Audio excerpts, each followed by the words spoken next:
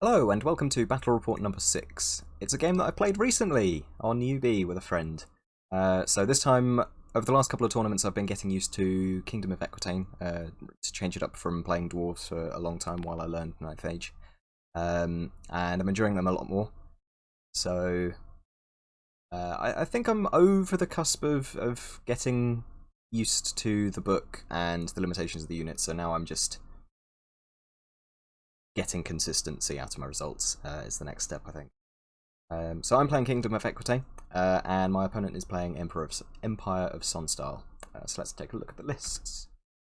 So for my general, I've got a Duke on a Hippogriff. He's got a shield, Questing Oath and Bastard Sword, which is enchanted with the Blessed Inscriptions to give him rerolls to wound and divine attacks.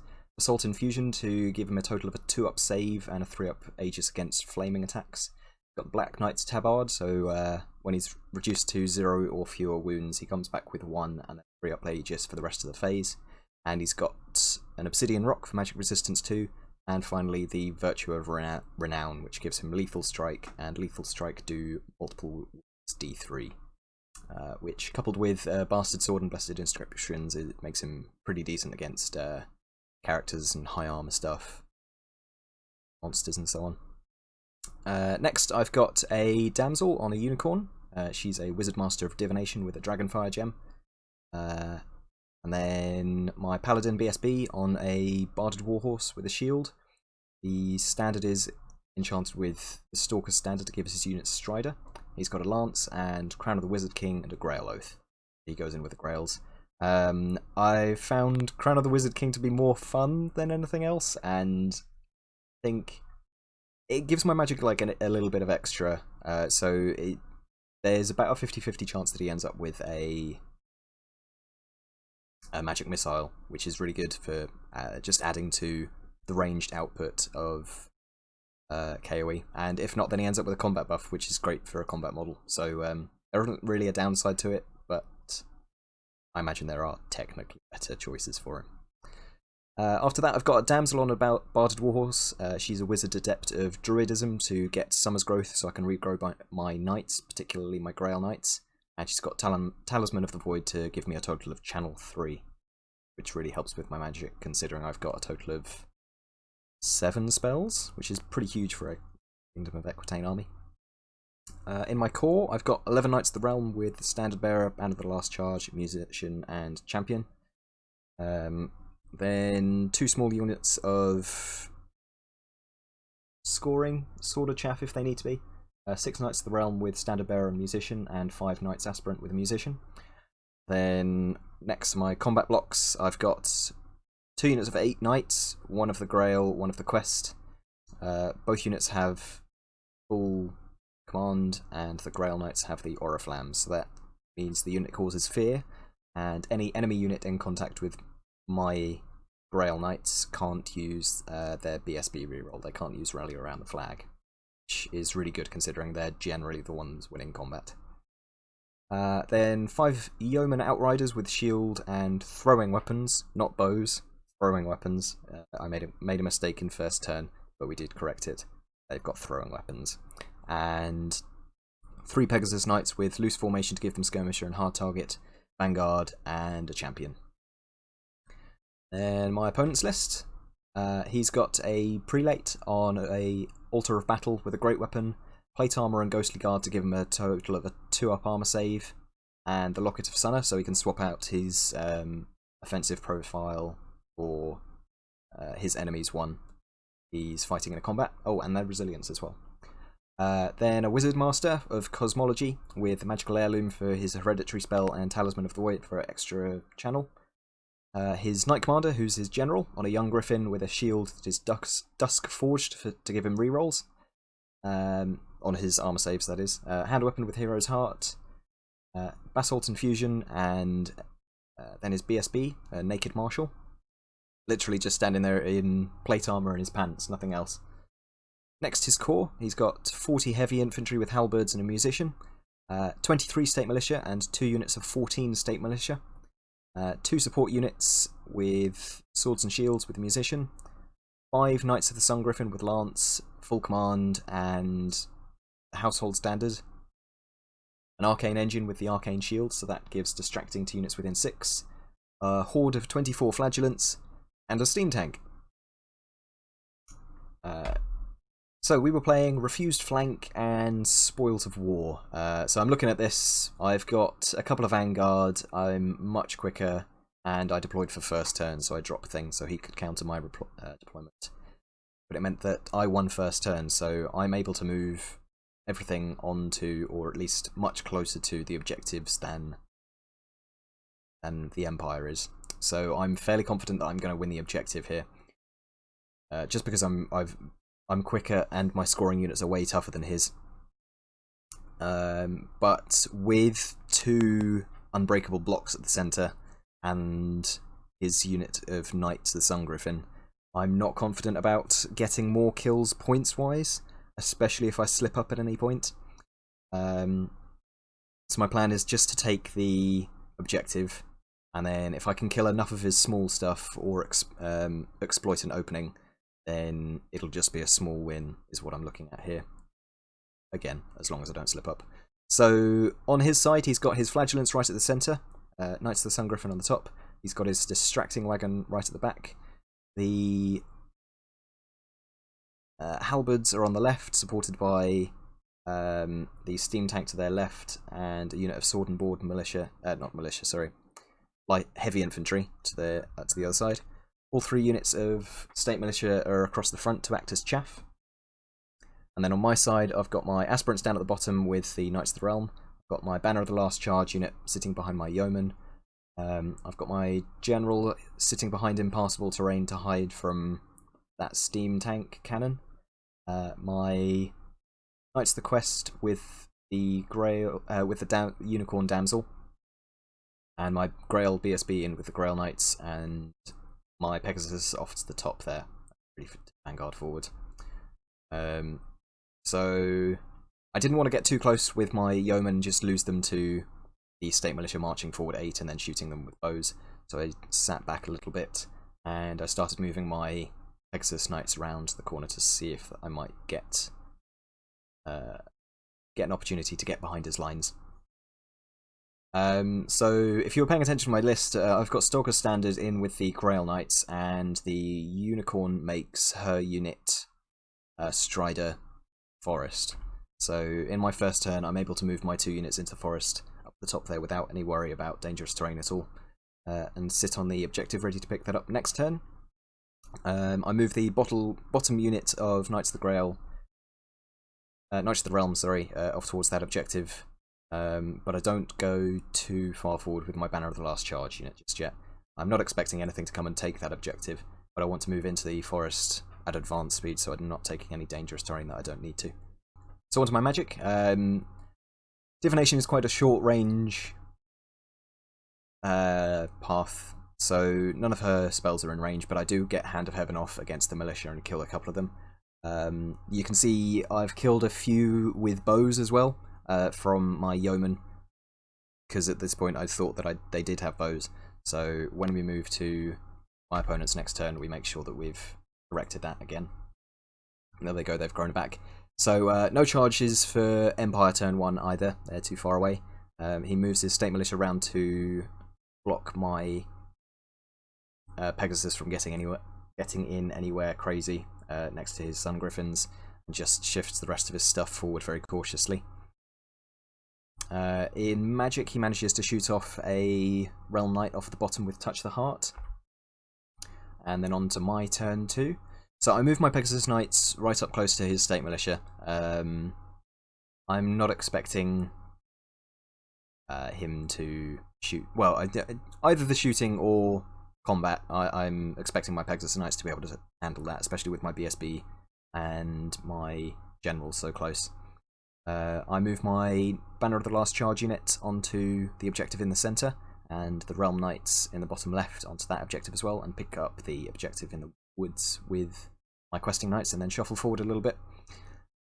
I move my Yeoman forward just to block the State Militia in the centre, or from potentially charging or just marching up and shooting one of my Knight units. Because they've got pistols, if they manage to get in range, then AP 2 and Strength 4 is going to be potentially quite painful for me. Moving on to magic, I cast Oaken Throne, which I get off, but nothing else happens besides that, and we move on to Empire turn 2.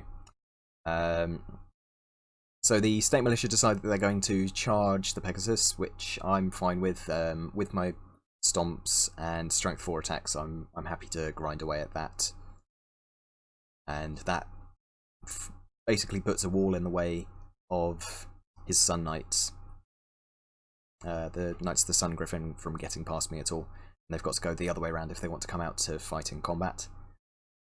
He does charge the Yeoman with the central unit of State Militia, which I flee from, but only roll low enough to sit in front of my 2 Knight units, which is a little bit of a pain in the arse for me, potentially. It means that I've got less freedom to move them around as I might want to next turn. So in his magic and shooting, none of his shooting hits anything. I think he was shooting at the... I don't know. The only thing that he's got in range are his State Militia at the bottom on my Knights of the Realm in the Forest, which will miss. The cannon on the steam tank misses, and in magic he manages to get Quicksilver Lash on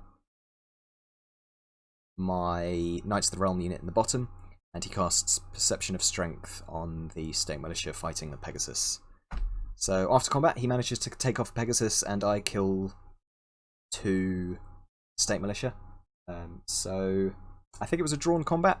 I managed to cause the 2 wounds, and he's caused 2 wounds, and he's got a charge. So I lost combat, but I held. That's what happened there. So the start of my turn 3, I decide that I'm going to charge my Duke into that gap left by the dead Pegasus, because with the Duke in there, I'm definitely going to win that combat this turn. And that'll mean that I get the overrun, and I can see that I can get a pretty short overrun into the side of his Knights of the Sun Griffin there, and I figure that's a good spot for him to go in, challenge his general to a duel, and then I'm fairly confident that I'm going to beat him in a duel. It might take a little bit of time, or I might just get lucky and kill him in the first round, but either way, I should outlast him there, and I should definitely win combat to stick. I don't manage to rally my Yeoman Outriders, so they carry on fleeing through my unit and sit in the woods. I pick up the objective with the 2 Knights of the Realm units.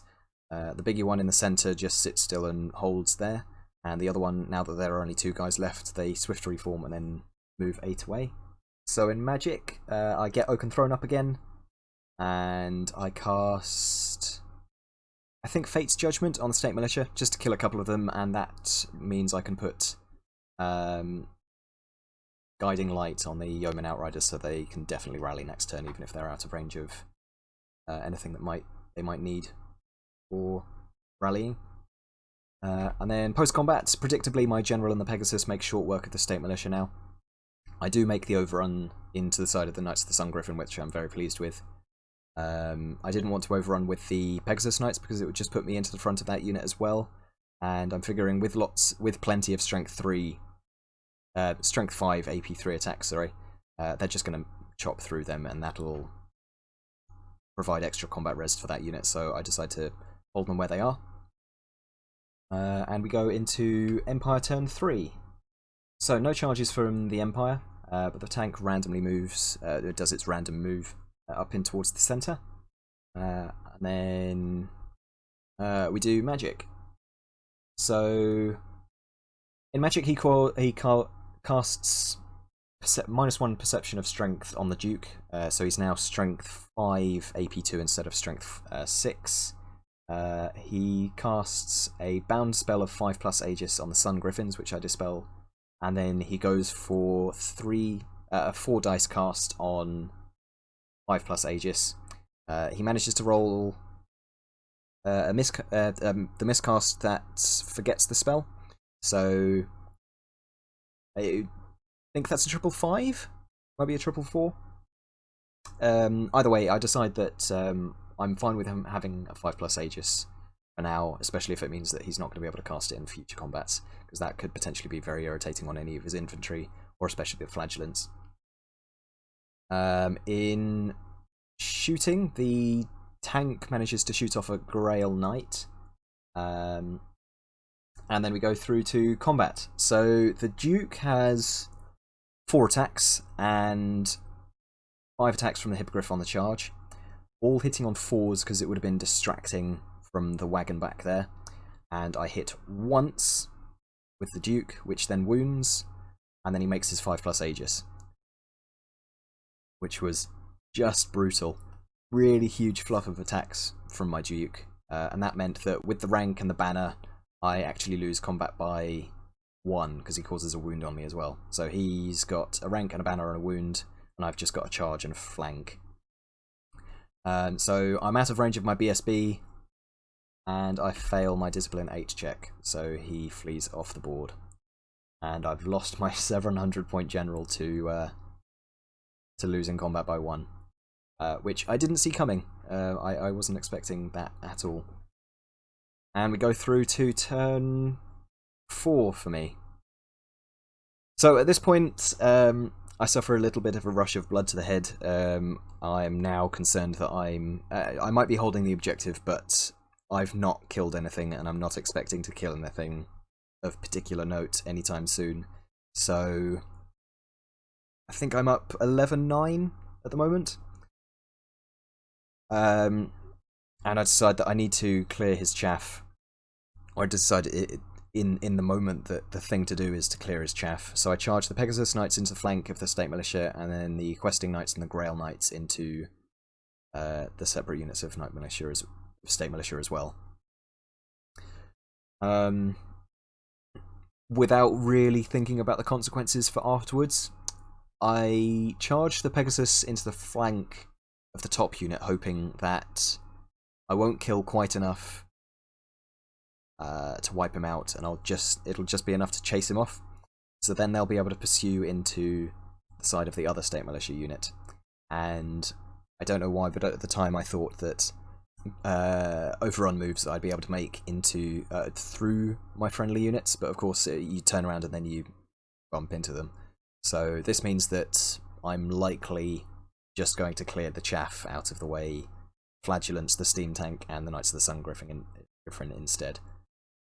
Which is a little bit daft of me, and causes a lot of problems for me later on in the game. Nothing awful lot happens in Magic, and there's no shooting, of course, from me. I do rally my Yeoman Outriders in the back.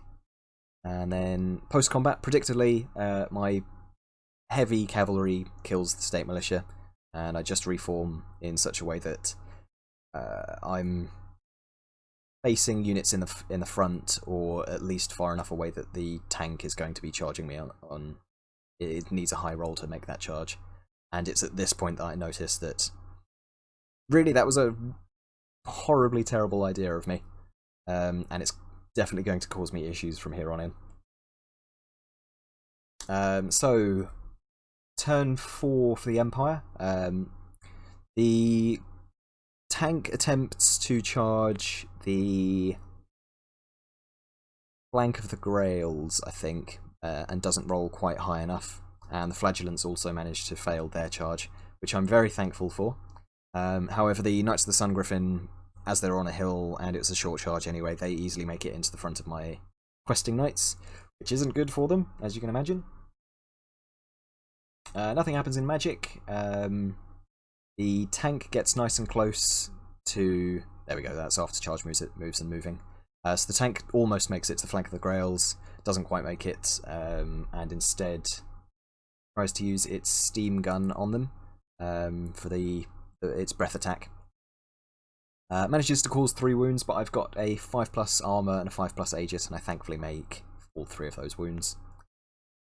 And then post-combat, so with their Strength 5 AP3 attacks, the Knights of the Sun Griffin managed to kill 6 of my 8 Knights of the Quest there, and I just don't have enough guys left there to make up for the combat res. So he's got a charge, a rank, a banner, 6 kills, so I think I get close enough to auto-breaking, or at the very least I do fail my break test, and he needs to make quite a high overrun roll to get out, to get away from being flank charged by my Grail Knights, which he does manage to make. he's now caught and killed my Divination Master and my Questing Knights, and I'm now unable to charge the flank of that unit. So going on through to my turn 5 now, I decide that I need to get away from the steam tank. I need to get away from where the Sungriffing Knights might be turning around to charge me in the rear. So the Aspirants in the bottom, my Banner of the Last Charge Knights, and charge the Halberdiers. The Knights of the Grail charge into the Flagellants, hoping that I might be able to get an overrun into the flank of the Flagellants and then finish them off in the same combat. Or at the very least, I'll have killed enough of them that I'll be able to grind them out next turn. So there we are. Those are that's where the token dropped from my Questing Knights, and those are my 3 charges. And they all make that charge, which is good. I lose a Questing Knight on dangerous terrain going through the woods, but I get Master of Earth off with the Oaken Throne. Oh, and sorry, the remaining moves first. I move the Knights of the Realm off into the far corner, again just avoiding anything from attacking them so they can keep hold of the objective. The Pegasus Knights move over both of the combats in such a way that they're hoping to threaten the bunker and possibly pick off one of the characters, either the BSB or the Wizard in there. And the Yeomen move round through the forest to try and harass the Knights of the Sun Griffin, make it a little bit more difficult for him to reform, point back towards the centre combats. So, after combat, the Grail Knights kill 14 of the Flagellants, but unfortunately they all still get to attack at agility 0, even if they've been killed. So they take out 5 Grail Knights, which I think is 400 points odd. So that makes that unit's points back just like that, and they're held for next turn, ready for another round of combat. And my Banner of the Last Charge and Aspirants managed to do just enough wounds to break the Steadfast on the Halberdiers and then crash through them and run them down. So after movement for turn 5 of the Empire, the Knights of the Sun Griffins turn around and head towards the Grail combat. The tank charges into my rear of the Grail Knights, and the characters bomb out of the bunker, and his distraction wagons also get out of the way of my Pegasus Knights, so that I don't have any charges besides into that bunker on the last turn.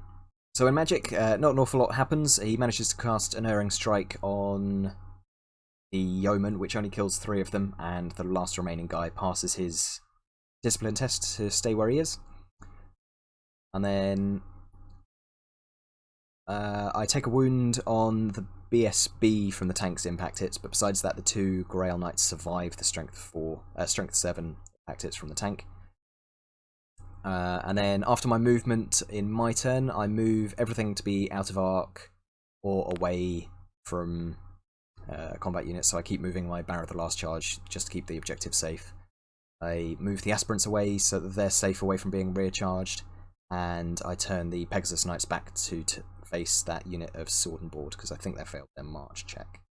I managed to get Oaken Throne off in the magic phase, and then cast Summer's Growth on the Grail Knights, which only just goes off, and I managed to grow back 3 of them from that, and the final wound on my Pegasus is also taken off. Through combat, I think I get the Flagellants down to 1 or 2 guys, and I lose a couple of them back to the tanks' grind attacks and the Flagellants attacks, and then we go through to turn 6. So that was my turn 6, and then go through to turn 6 for the Empire, and the Knights of the Sun Griffin come in to the back, wipe out the rest of the Grail Knights. He used to do a challenge with his Knight Commander, which my BSB accepts, otherwise I'm not going to be able to use the rally around the flag at the end of combat. And he charges his other supporting unit into the front of my Pegasus Knights, and then casts Perception of Strength on them twice to make them Strength 5 AP2. One's from a bound spell. On the I I think it's on the Arcane Engine. So they're Strength 5 now, which is a little bit more scary. But I do manage to survive that combat just about. I make some pretty good saves, and he manages to miss me with most of his attacks. As we can see from this picture, the Grail Knights are wiped out by the Knights of the Sun Griffin, and my BSB does manage to stay alive, but he loses combat, flees through all of there, and then the... Oh, well, he would have done if the Knights of the Sun Griffin hadn't caught him. So, I've lost my BSB, I've lost the Grail Knights, I've lost my General, I've lost the Divination Master. A lot of points have been lost, but I did manage to hold on to the objective at least, which puts the score at an 8-12. Would have been 15-5, but thankfully the objective draws it to be a little bit closer.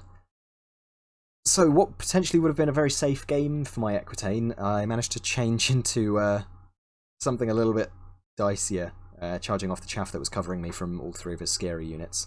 I've played against this Empire list before, and I know that the tank and the Flagellants cause me a lot of issues, and just with their Unbreakable. And the Knights of the Sun Griffin can be very problematic for Armour 2 with 8-3 as well. So I felt like I knew what I was doing until I screwed it up, basically. And then managed to claw it back with some really crazy dice rolls. My opponent was very quick to capitalise on my mistake. But overall, pretty good game, and I've learnt some lessons ready for the upcoming tournament that I'm about to play in. It'll be the UK Masters Open. So thanks for watching, let me know what you think in the comments below, and I will catch you in the next one.